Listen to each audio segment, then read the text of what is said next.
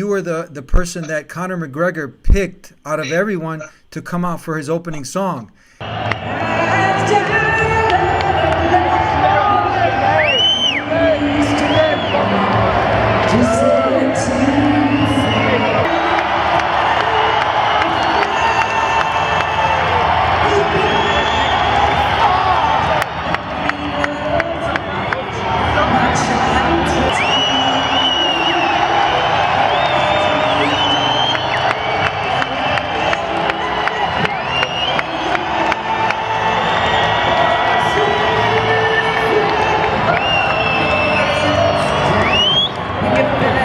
Maybe now you can actually get help, get some dawah, and invite him to the purpose of life. You know, maybe you can get him now, like he invited you. You can invite him for a sit down and talk to Conor McGregor.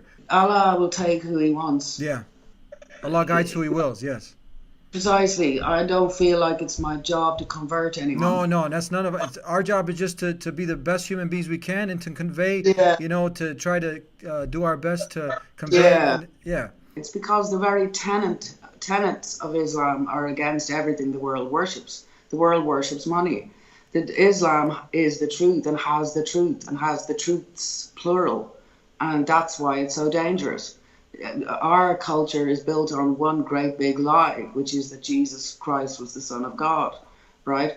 And all the ensuing lies that can be manipulated out of that, including the very idea that Constantine had some type of epiphany. Sure he did. He wanted to exploit something and cause a whole series of lies, and that's what's happened. Islam has the truth. The person who has the truth and who also has nothing to lose is an extremely dangerous person, you know. Mm-hmm. And that's how Islam is perceived. In Ireland also, we suffered from the same stigma also because of extremists, that we also had extremists because we had a war going on here, and there was a prejudiced and false idea that if you stood up at all for Irish nationalism, this meant that you supported terrorism, you know.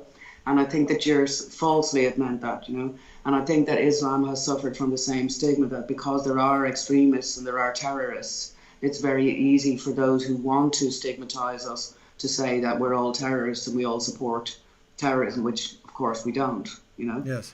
And then I found what I was amazed by was the prejudice I found from women about the fact that I choose to wear hijab, because I find it amusing, because to me, they're saying to me that, oh, you're trying to comply with Eastern men's view of beauty. First of all, I'm not. Look at the state of me. I'm not beautiful at all.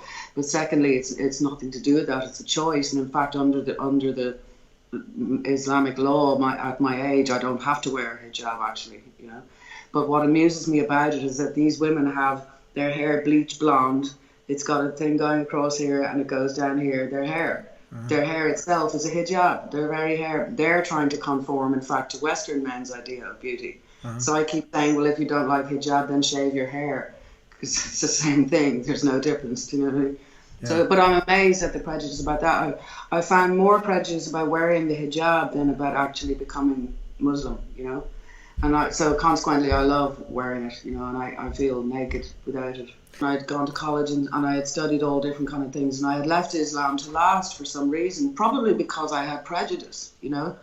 And then what happened was, and only yesterday in the Quran did I hear it being said that this would happen to people. But what happened to me was, as soon as I started to read it and listen to it, I realized, oh my God, I've been a Muslim all my life and I didn't know it. Wow. Yeah. I was a Muslim all my life because it's a headspace, it's a way of thinking. Islam is a way of thinking about God. It's exactly what you just said. Somebody who believes that nothing in this world should be worshipped more than God. Even though I fail sometimes, I'm not perfect, I fail. I worry about money, I worry about the things that we all worry about. I forget sometimes that I don't need to do that. Do you know what I mean? Yes. In fact, I forget a lot, you know. And you know, so yeah, that's what happened to me. Why, if you say, why did you decide to revert? Revert is the right word. Yes. I was always a Muslim and I didn't even know it.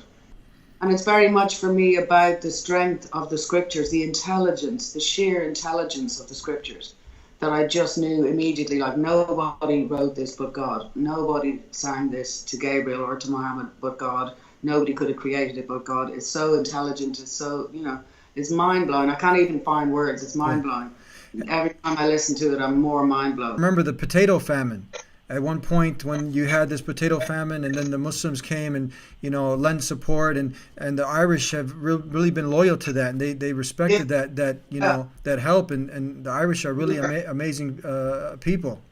And we have the second largest minority, if you like, or majority in this country is Islamic people, is Muslims. Mhm. So we have a huge Muslim culture now, but it's not big enough because there's not enough mosques. There need to be more mosques. But still, we are now, thank God. When I was growing up, it was only Catholicism here. But in this country now, there are many different religions. But after Catholicism, the strongest and most fastest growing religion in this country is Islam.